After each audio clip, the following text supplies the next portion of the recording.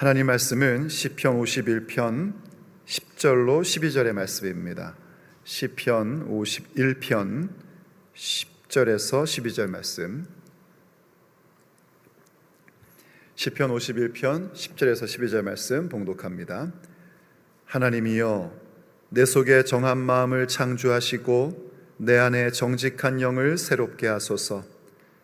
나를 주 앞에서 쫓아내지 마시며 주의 성령을 내게서 거두지 마소서.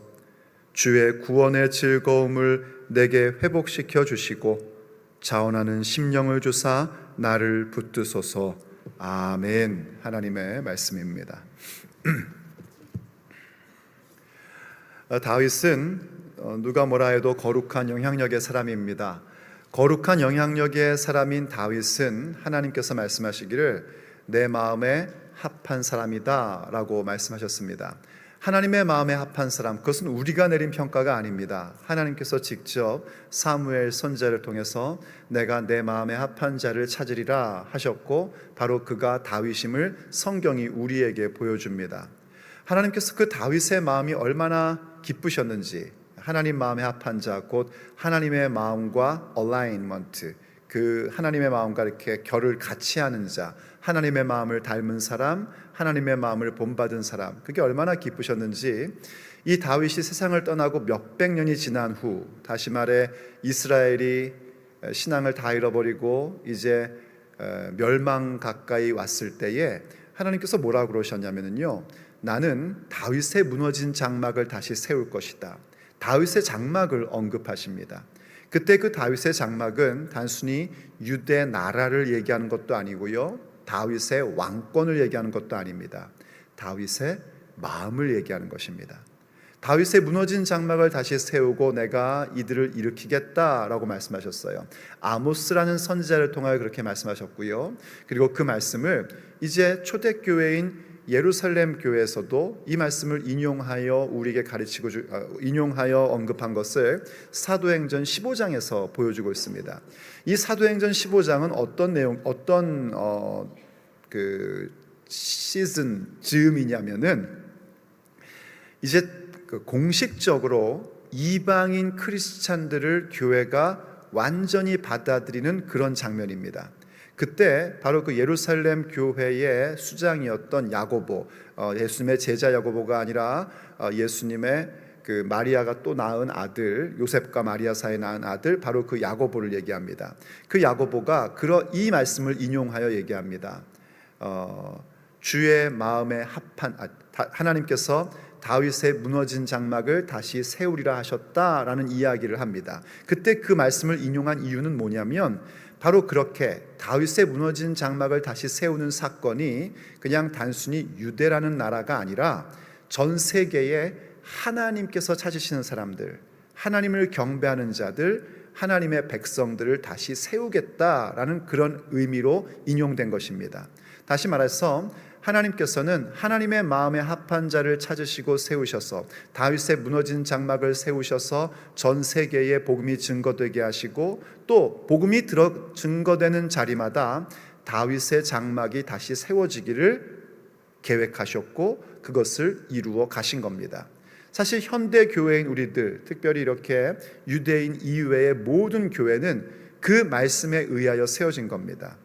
다윗의 무너진 장막이 다시 세워짐으로 예수님을 믿게 되었고, 우린 다시 그렇게 또 다윗의 장막 같은 그런 존재로, 곧 다윗의 마음을 닮은 자가 되었으며, 그런 우리를 통하여 하나님은 하나님의 거룩한 영향력을 나타내십니다.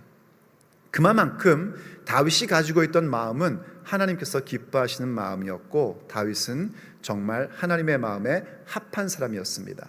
하나님의 마음에 합한 것, 곧 하나님께 합당한 마음은 어떤 마음이었을까? 우리가 이미 살펴보았지만은요, 우린 그 부분을 여러 가지로 설명할 수 있지만, 특별히 다윗과 골리앗의 싸움 가운데에서 다윗이 자신의 실존적 영성을 이야기하는 것 가운데 그것이 어떤 마음인지를 발견했었습니다. 그 마음은 다른 것이 아니라 믿음으로 보는 마음이었습니다. 자기가 그저 스쳐 지나가는 어떤 일이든지 아니면 자기 눈앞에 닥친 골리앗이든지 그 모든 것을 볼 때에 거룩한 시선을 가지고 보는 겁니다. 그게 바로 믿음으로 보는 마음입니다. 이 믿음으로 보는 마음이 가능했던 것은 목적이 분명한 마음이 그에게 있었기 때문입니다.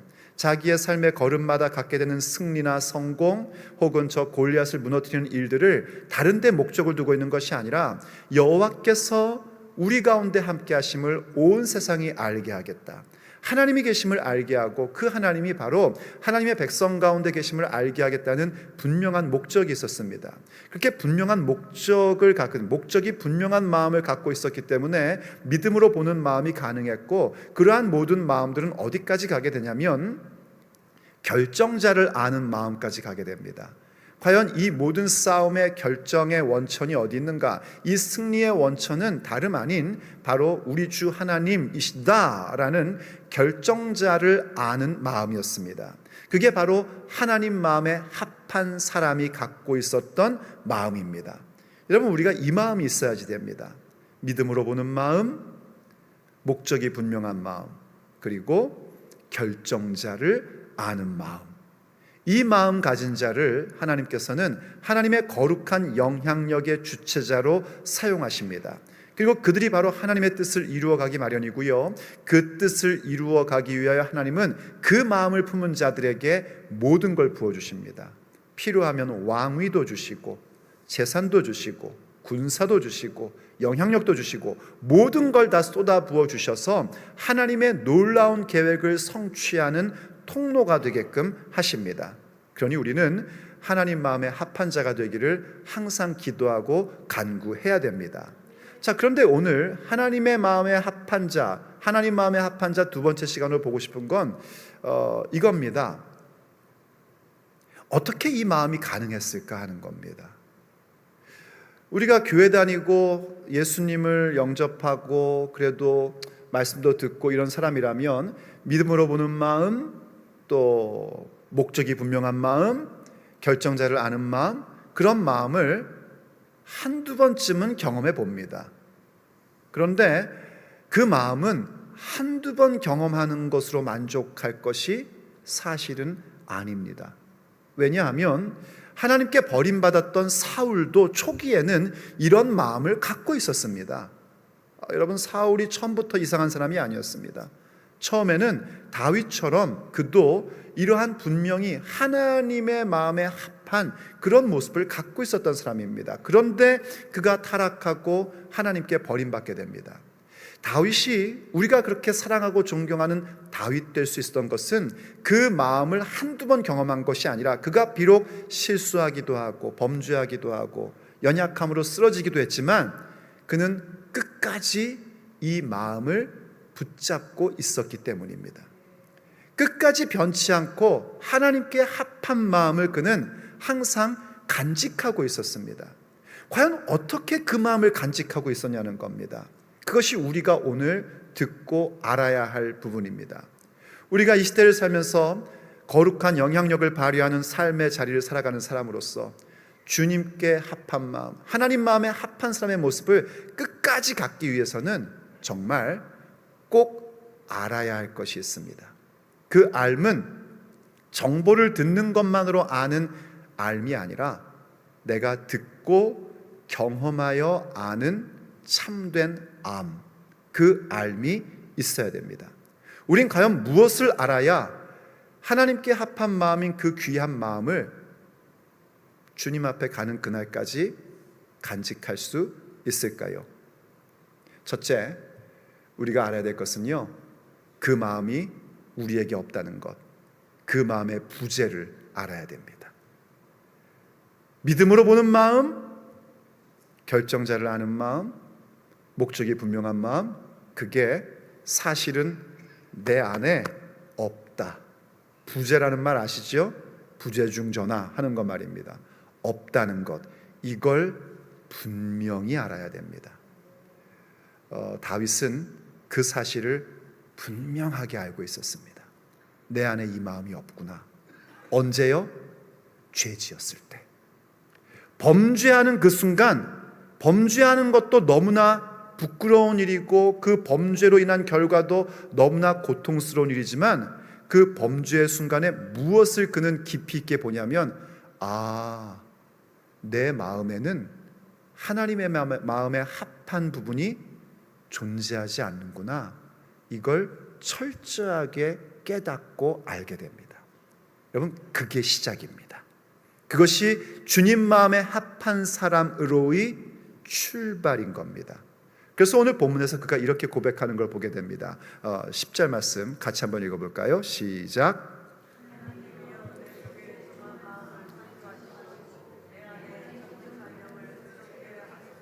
아멘.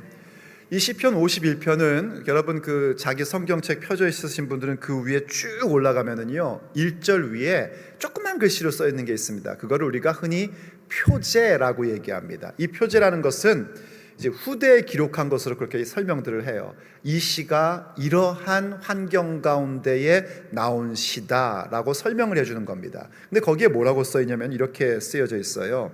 다윗의 시, 인도자를 따라 부르는 노래.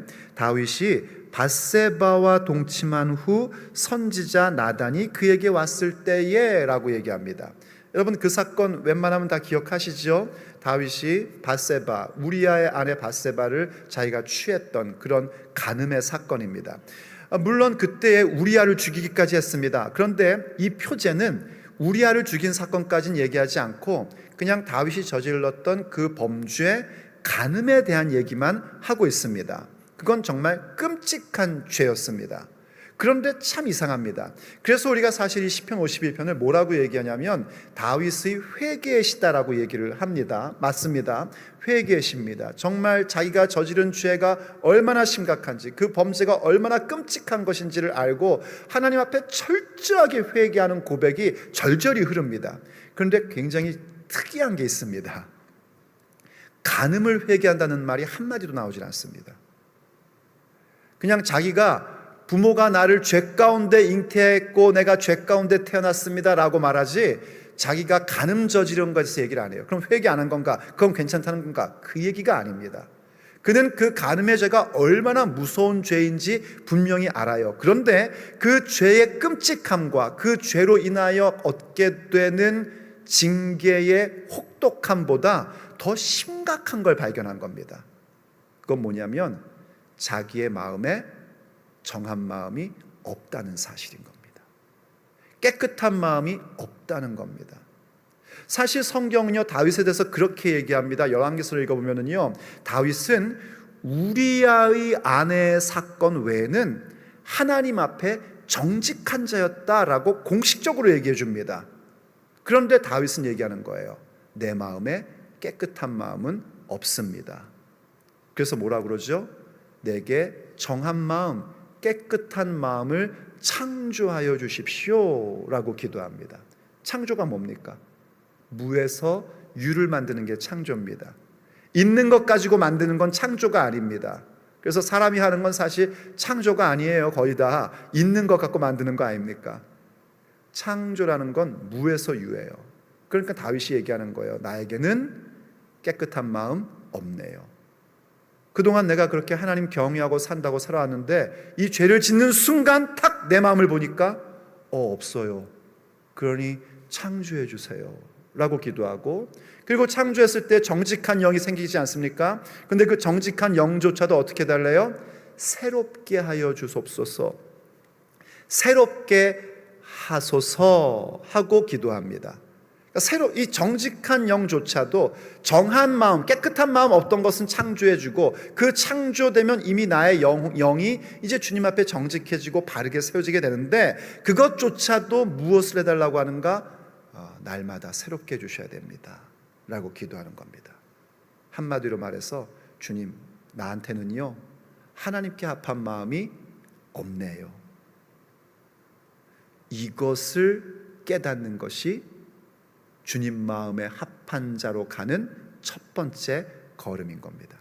지금 다윗이 이 고백하는 게요 그냥 회개의 실에서 듣기 좋게 하는 말 아닙니다. 왜 우리 애들이 혼날 때 뭐라 그래요? 잘못했어요? 다시는 안 그럴게요 그러죠? 우리 알죠? 거짓말인 거 또 그러잖아요? 그런데 그 순간 잘못했으니까 비는 말이지 않습니까? 지금 다윗은 그런 얘기가 아닙니다. 정말 하나님 앞에 고백하는 그의 마음의 고백인 것입니다. 그걸 알 수 있는 것이요, 여러분, 제가 한번 읽어드릴 테니까 이 다윗의 회개의 고백을 들어보세요. 1절부터 제가 읽어드릴게요. 하나님이여, 주의 인자를 따라 내게 은혜를 베푸시며 주의 많은 긍휼을 따라 내 죄악을 지워주소서. 나의 죄악을 말갛게 씻으시며 나의 죄를 깨끗이 제하소서. 물은 나는 내 죄과를 아오니 내 죄가 항상 내 앞에 있나이다. 자기의 죄가 무엇인지 분명히 알고 그것을 고백하며 하나님 앞에 용서를 구하는 거예요. 그러면서 3절에서 4절에서 이렇게 얘기합니다.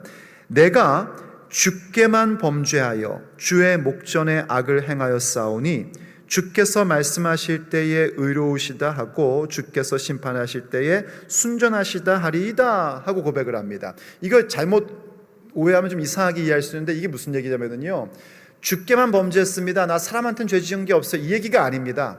사람에게 죄 지은 줄 알았는데 그게 알고 봤더니 누구에게 죄 지은 거예요? 하나님께 죄 지었다는 것을 그가 철저하게 알게 된 겁니다. 여러분, 우리가 사람들에게 거짓말하고 사람들 미워하는 것, 그냥 그 사람에게 죄 지은 것 같지요. 그런데 그게 사실 지금 누구에게 범죄하고 있는 건가? 주님께 범죄하고 있는 거예요. 주께만 죄 짓고 있는 겁니다 라고 자기의 죄가 얼마나 심각한지를 고백하는 겁니다. 그래서 뭐라고 그럽니까? 주님께서 말씀하실 때에 너 그거 잘못된 거고 너 이렇게 혼나야겠구나 할 때에 자기가 뭐라고 그러냐면 주님은 의로우십니다 라고 고백하게 되고, 또 주께서 심판하실 때에 그 죄로 인하여 자기가 징계를 받고 고통을 받고 그렇게 어려울 때에 주님은 순전하십니다. 그 얘기는 뭐냐면 주께는 아무 잘못이 없습니다. 주님은 정당하십니다. 이렇게 고백하게 된다는 겁니다. 혼날지라도 주님 앞에 말씀을 듣고 꾸짖음을 받을지라도 이건 정말 주님은 의로우세요, 주님은 정당하세요 라고 고백할 수밖에 없을 만큼 자기는 정말 죄인입니다 라고 고백하고 있는 겁니다. 이게 중요한 겁니다. 정말 우리의 마음 가운데요, 선한 것이 하나도 없습니다. 로마서가 우리에게 이렇게 고백하고 있는 거 여러분 기억하시죠? 의인은 기록된 바 의인은 없나니 어떻게 없대요?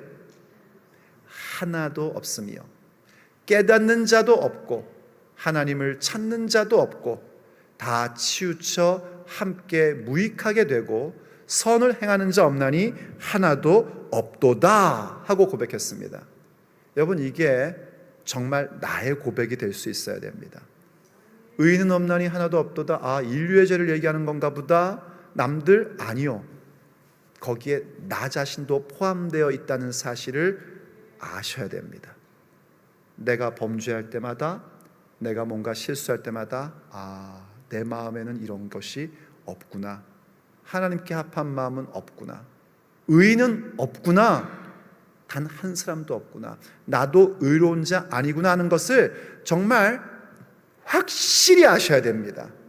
철저하게 알아야 됩니다. 왜냐하면 그때에 비로소 예수님을 믿음으로 말미암아 의롭게 되었다라는 하나님의 은혜가 얼마나 놀라운 것인지를 절절히 알게 됩니다. 그냥 처음에 예수님 만났을 때 주님의 은혜가 큽니다 하는 것과 내가 그래도 하나님 앞에 열심히 신앙생활을 해왔는데 어느 순간 무너질 때 나에겐 의로운 게 하나도 없구나, 내 마음엔 깨끗한 게 없구나, 이걸 너무나 처절하게 알아서 그래서 나에게 예수님의 십자가의 은혜가 필요한 것이구나, 그래서 오직 예수님으로 말미암아서만 내가 의롭다함을 받을 수 있는 것이구나 하는 것을 깨닫는 것, 이건 굉장히 큰 차이입니다. 누가 하나님 마음에 합한 자가 될 수 있는가? 바로 이 사실을 확실히 깨닫고 경험한 사람이 하나님 마음에 합한 자가 되어 마지막 순간까지 그 마음을 잃지 않는 자로 설 수 있습니다. 그럴 때 두 번째 우리는 무엇을 알게 되냐면 그 마음의 원천을 알게 됩니다. 우리가 하나님 앞에 믿음으로 보는 마음과 목적이 분명한 마음, 그리고 결정자를 아는 그 마음이 내게 없다는 사실을 분명히 알고 그 마음의 부재를 내가 분명히 알 때 동시에 알게 되는 게 뭐냐면 그 마음의 원천이 어디에 있는지를 알게 되는 겁니다. 그 마음의 원천은 내게 있지 않습니다. 그 마음의 원천은 어디에 있는가? 하나님께 있는 것입니다. 오직 하나님께로부터만, 오직 예수 그리스도를 통하여서만 그 마음이 내게 심겨질 수 있다는 사실을 분명히 경험하고 깨달으셔야지 됩니다. 그래야 끝까지 하나님 마음에 합한 사람으로 우리가 남겨질 수 있는 것입니다. 다윗은 그 고백을 합니다. 본문 11절을 한번 보십시오. 이렇게 기도하는 모습을 우리에게 보여줍니다. 또 같이 한번 읽어볼까요? 시작. 나를 주 앞에서 쫓아내지 마시며 주의 성령을 내게서 거두지 마소서 하고 기도합니다. 지금 그가 아는 겁니다. 그 모든 마음의 원천이 어디에 있는 것인지. 나를 주님 앞에서 쫓아내지 마십시오. 이 얘기는요, 어떤 물적인 장소의 얘기가 아닙니다. 누가 그를 쫓아낼 수 있겠습니까? 왕이 가면 다 가는 곳이죠. 그런데 이게 물리적인 장소를 얘기하는 것이 아니라 그가 고백한 대로 주님의 성령을 내게서 거두지 마소서, 이 얘기를 하는 겁니다. 주님 앞에 쫓겨난다는 건 뭐냐면 주께서 내게 허락하신 성령이 떠나가는 걸 얘기하는 겁니다. 다윗은요, 사무엘에게 기름 부음 받을 때 우리 한국어 번역에 뭐라고 얘기하냐면 성령의 감동을 받았다라고 얘기합니다. 근데 그게 어떤 의미냐면 이런 얘기예요. 성령께서 rush upon David입니다. 다윗에게 이렇게 돌격하여 왔다, 이런 얘기예요. 정말 성령께서 갑자기 이 다윗에게 돌격하듯 와서 그를 충만하게 만든 겁니다. 그때부터 다윗이 달라진 겁니다. 그때부터 그가 보는 눈이 거룩한 시선으로, 정말 믿음으로 보는 마음이 생긴 거였고, 그때부터 인생의 목적이 분명해진 겁니다. 목적이 분명한 마음이 생기며 그때부터 자기의 인생의 결정권자는 자신이 아니라 여호와 하나님이라는 사실을 분명히 아는 마음을 가졌던 겁니다. 그래서 그가 알고 있는 거예요. 이게 얼마나 귀한 마음이고 이것이 얼마나 소중한 것인지를 그는 알고 있었습니다. 그런데 범죄함으로 발견되는 게 뭐였냐면 자기 안에 그 귀한 마음이 없다는 사실을 알게 되었고, 그 귀한 마음이 사라진다는 건 무엇인가? 성령이 떠나는 순간 그 마음이 사라지는 것이거든요. 그래서 그가 범죄하고 가장 두려워했던 것은 그 죄로 인하여 왕권이 흔들리거나 그 죄로 인하여 자기의 집안에 칼이 멈추지 않은 것, 그게 아니었던 겁니다. 가장 두려웠던 건 뭐냐면 주님 앞에 쫓겨나는 것, 나와 함께 하시는 성령께서 떠나가는 것, 그게 가장 두려웠던 겁니다. 그래서 어떤 대가를 치르더라도 성령께서 떠나가시는 것만큼은 이건 안 된다라고 그가 알고 있었고, 그래서 주님 앞에 이렇게 간구한 겁니다. 이유는 간단합니다. 그 모든 원천이 거기에 있음을, 그 마음의 원천이 다른 데 있지 않고 오직 성령님으로만 가능하다는 사실을 그가 경험하고 깨닫고 그렇게 알았기 때문입니다. 그래서 그의 기도를 보면은요, 제가 또 한번 읽어드릴게요. 이렇게 기도합니다. 어디부터 읽을 거냐면은 6절부터 제가 읽어볼게요. 보소서, 주께서는 중심이 진실함을 원하시오니. 이거 보십시오. 여러분, 죄의 근본은 우리의 마음의 문제인 겁니다. 마음이 부패한 겁니다. 마음이 사라져버린 것입니다. 그래서 그가 얘기하는 거예요. 중심이 진실함을 원하시오니 내게 지혜를 은밀히 가르치시리이다. 우슬초로 나를 정결하게 하소서. 내가 정하리이다. 나의 죄를 씻어주소서. 내가 눈보다 희리이다. 그러면서 8절에서 이렇게 얘기합니다. 내게 즐겁고 기쁜 소리를 들려주시사 주께서 꺾으신 뼈들도 즐거워하게 하소서. 그럽니다.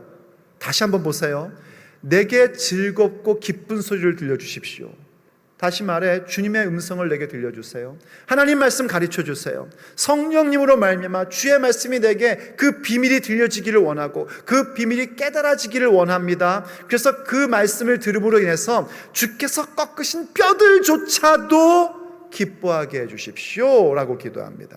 여러분, 뼈들이 꺾어졌다면 뼈가 붙는 걸 구해야 되지 않을까요? 주님, 내가 이 범죄로 인해 주께서 나에게 빼앗아간 것이 있다면, 하나님이 다시 걷어가신 것이 있다면 그거 돌려주세요, 이렇게 구할 것 같지 않습니까? 그런데 아닌 겁니다. 중요한 게 그게 아니란 말이에요. 하나님 말씀을 깨닫게 되고 성령께서 나와 함께 하시는 것, 그게 더 중요한 것이고, 그것을 갖게 된다면 오히려 꺾어진 뼈들조차도 즐거워하게 된답니다. 저는 이 말씀을 읽다가 생각나는 사람이 하나 있었습니다. 바로 야곱입니다. 야곱이 밤새도록 하나님의 천사, 곧 하나님과 씨름하다가 천사가 야곱의 이 골반뼈를 쳐버리지 않습니까? 그래서 아마도 고관절일 것으로 예상이 되는데 거기가 골절이 돼버립니다. 정말 밤새도록 씨름했으니 땀투성이고 먼지투성이죠. 그리고 다리를 절게 됩니다. 그런데 성경이 그때 표현하는 그 대목이 저는 그렇게 아름다울 수가 없습니다. 해가 돋아오르는데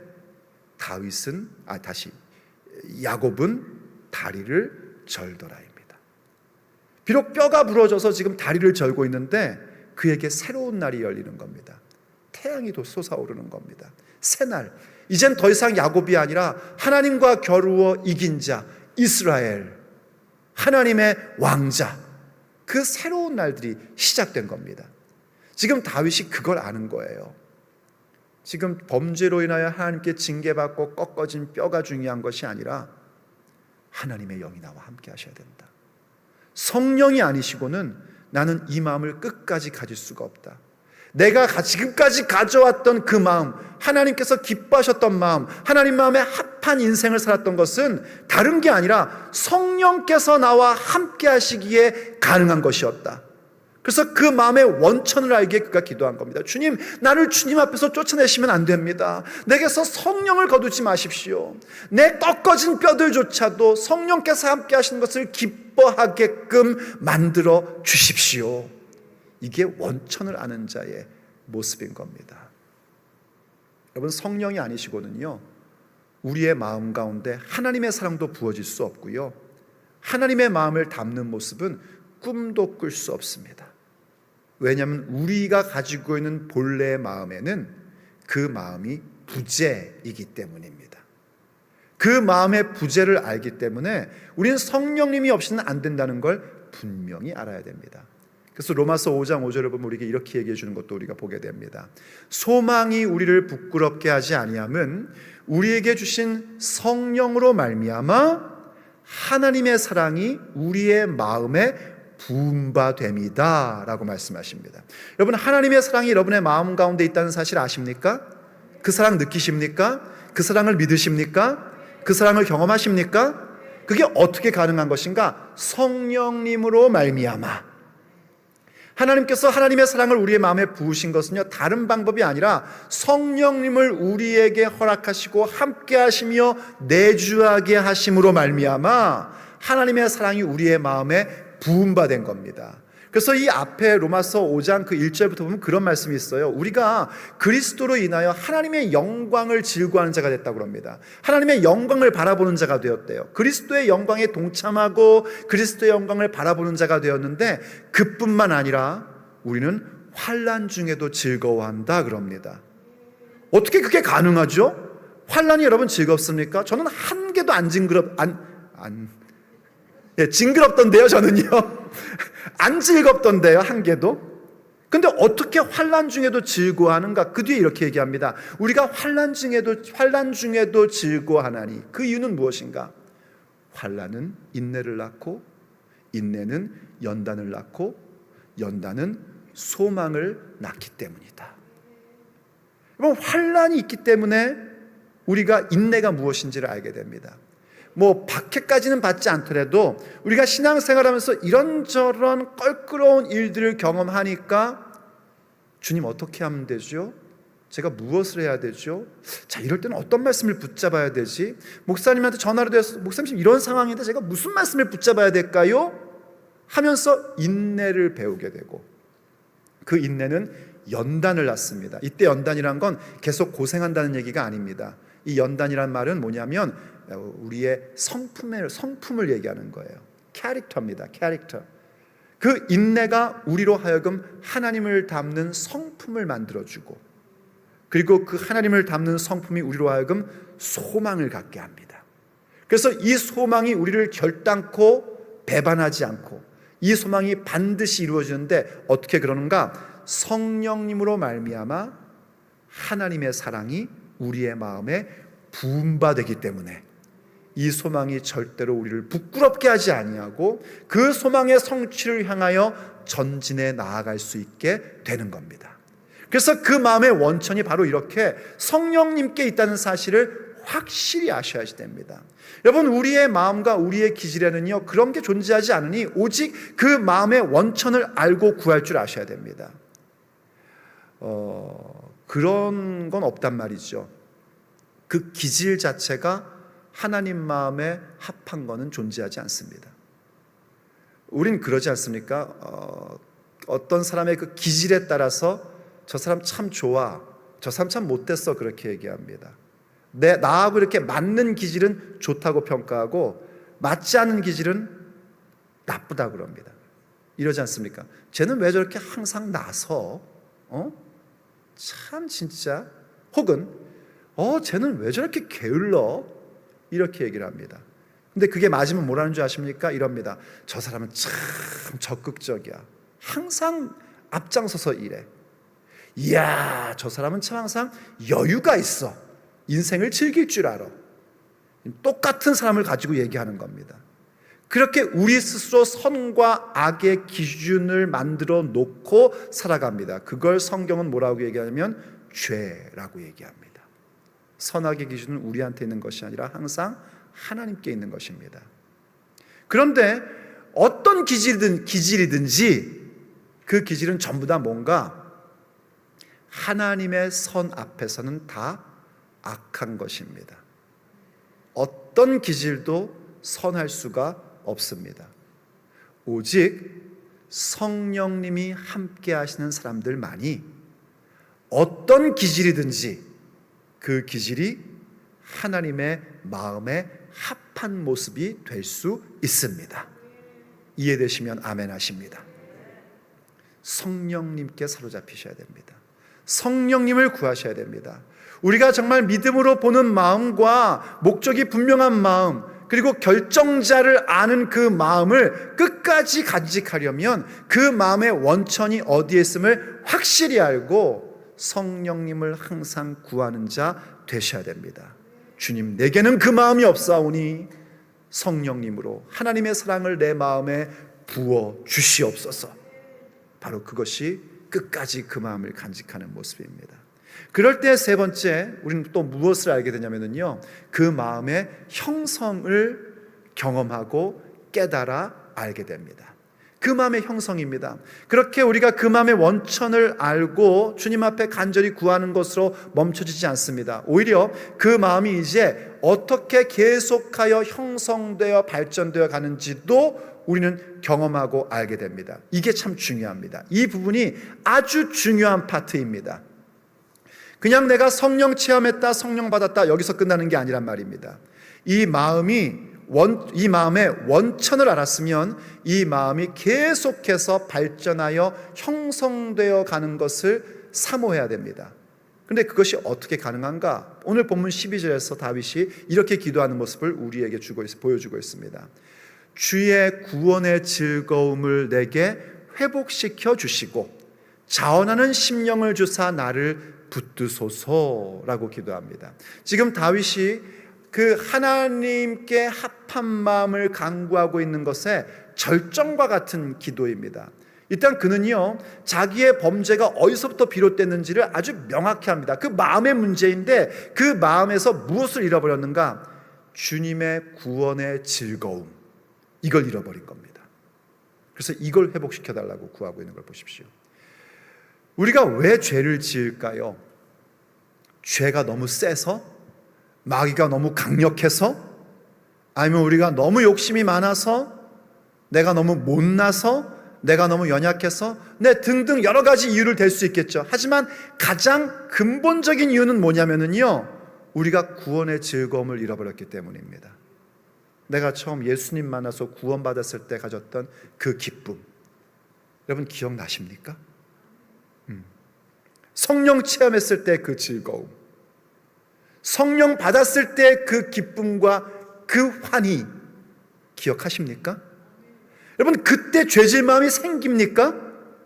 아니요.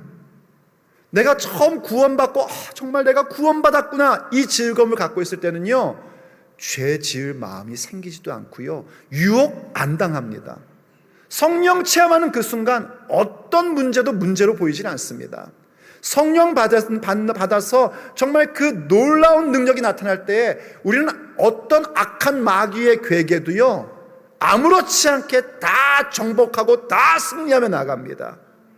그런데 어느 순간 그 구원의 즐거움을 잃어버릴 때, 그때 와르르 무너지는 겁니다. 여러분, 그 즐거움을 회복하셔야 됩니다. 구원의 기쁨, 성령 받은 기쁨, 성령 체험의 그 놀라웠던 은혜, 그것을 여러분들이 회복해야 됩니다. 그래서 다윗이 기도한 겁니다. 이 구원의 기쁨을, 구원의 즐거움을 내게 회복시켜 주옵소서. 그것조차 내가 혼자 뭐라 그러죠? 자가 발전으로 회복할 수가 없는 거예요. 왜냐하면 내 마음에는 그런 게 존재하지 않으니까요.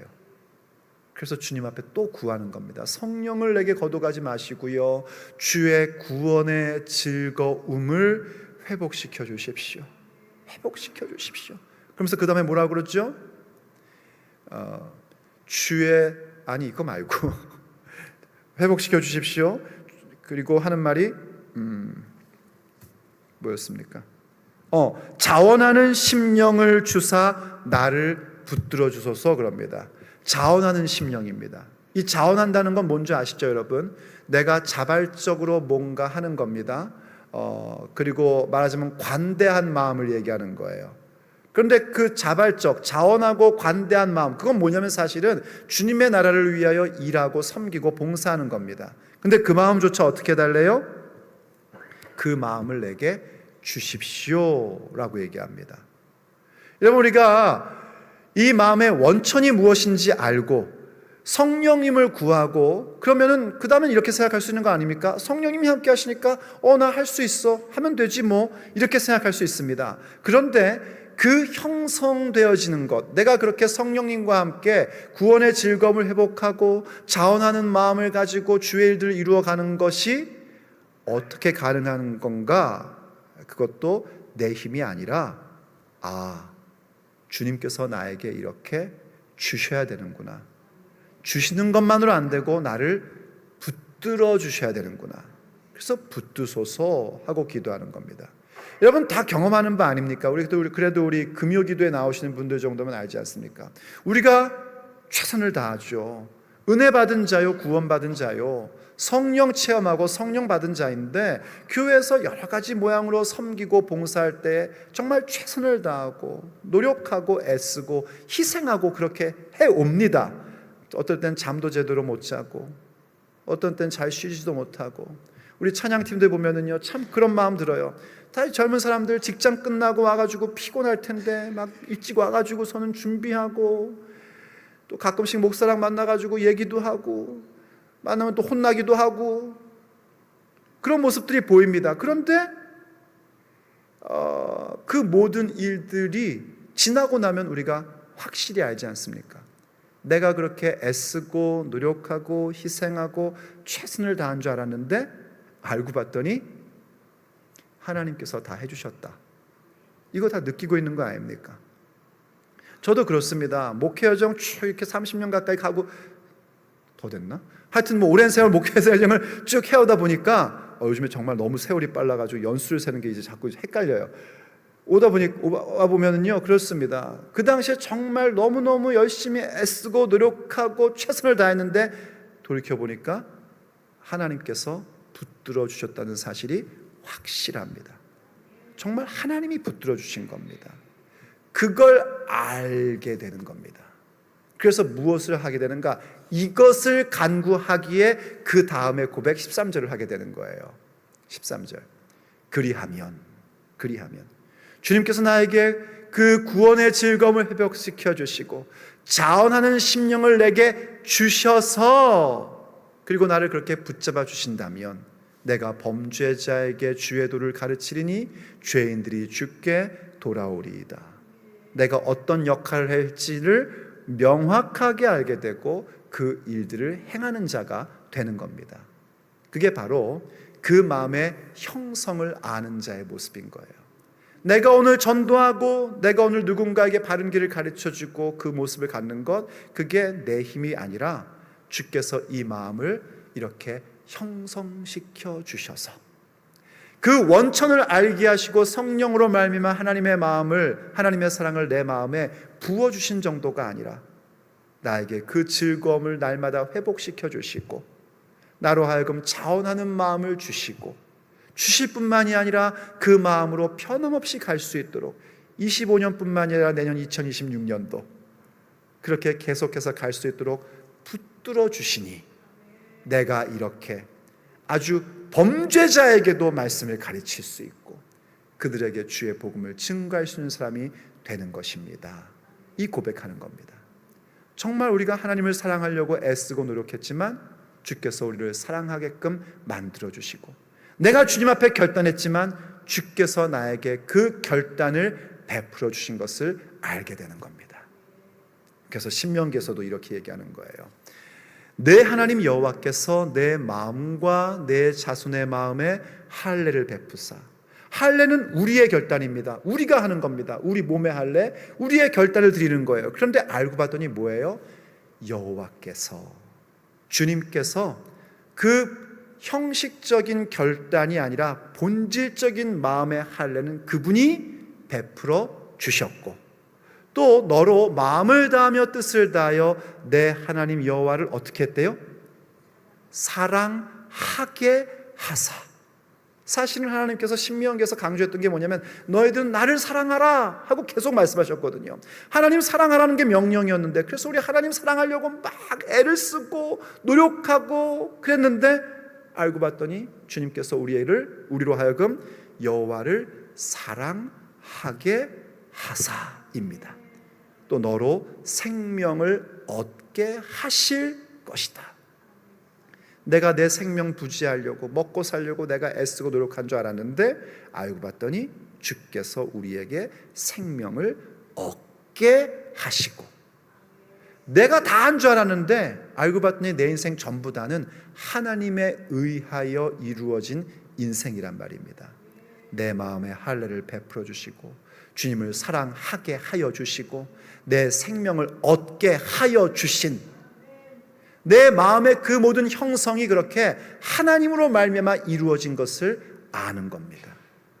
이것이 다윗으로 하여금 하나님 마음에 합한 모습을 끝까지 간직할 수 있게 했던 원인입니다. 여러분, 우리의 인생도 마찬가지입니다. 우리가 이렇게 예수님 믿고 기도하는 사람으로서 다윗이 갖고 있었던 그 마음, 하나님 마음에 합한 그 모습, 믿음으로 보며 정말 목적을 분명히 하고 그 결정자가 누구인지를 아는 마음을 한두 번은 다 갖고 삽니다. 그러나 그 마음은 한두 번 가진 것으로 될 문제가 아닌 겁니다. 그 마음은 변함없이 끝까지 주님 앞에 가는 날까지 지속되어야 할 마음입니다. 그게 어떻게 가능한가? 정말 나에게는 그 마음이 없다는 사실을 인정하는 것부터 시작입니다. 내게는 선한 것 하나도 없다. 내가 오늘 아무리 잘난 척하고 아무리 의로운 척해도 내 안에는 그 마음 존재하지 않는다. 이걸 분명히 절절히 느끼셔야지 되고 그리고 거기에서 그 마음의 원천을 깨달으셔야 됩니다. 오직 하나님이 주셔야 된다. 성령님으로 하나님의 사랑을 내 마음에 부어주셔야만 되고 그리고 부어주실 뿐만이 아니라 그분이 나로 하여금 그 구원의 즐거움을 회복시켜 주시고 자원하는 심령을 주시고 붙잡아 주셔야 된다. 그 마음의 형성도 주께서 꽉 잡아 주셔야 된다. 이거를 확실히 아셔야 됩니다. 오늘 듣고 아는 정도가 아니라 우리가 넘어지고 실패할 때마다 주님께서 이 마음 부어주심으로 경험함으로 아는 암, 체험으로 아는 암, 깨달음으로 아는 알므로 이 모든 것을 갖고 있을 때 우리는 하나님의 마음에 합한 사람의 모습으로 오늘도 내일도 내년도 주님 오시는 그날까지 그렇게 나아갈 수 있게 되는 것입니다. 그러니 주님 앞에 그 마음 함께 구하기를 간절히 원합니다. 그래서 오늘도 주님께 이렇게 기도하려고 합니다. 주님, 내게는 이 마음 없습니다. 정말 그 마음을 갖고 싶은데 저한테는 없습니다. 확실히 압니다. 오늘도 또 제가 그렇게 못된 마음 품고 누군가를 향하여 욕하고 범죄한 걸 보면 저에겐 그 마음 없습니다. 그 마음의 원천은 오직 아버지께 있습니다. 그러니 주님 마음을 내게 주십시오. 성령으로 하나님의 사랑을 오늘도 내 마음에 부어주시고 그 마음 내 혼자 힘으로 형성해 나가는 것 저는 불가능하다는 것 이 시간 정직하게 고백합니다. 그러니 주님 나에게 그 구원의 즐거움을 회복시켜 주십시오. 좀 성령 충만함 다시 주셔서 그 기쁨을 잃어버리지 않게 해주시고 자원하는 마음도 주시고 붙잡아 주셔서 내가 끝까지 하나님 마음에 합한 사람, 그 거룩한 영향력의 사람이 되게 해 주옵소서. 우리 그러한 마음으로 주 앞에 찬양하고 또 함께 기도하는 시간을 갖겠습니다.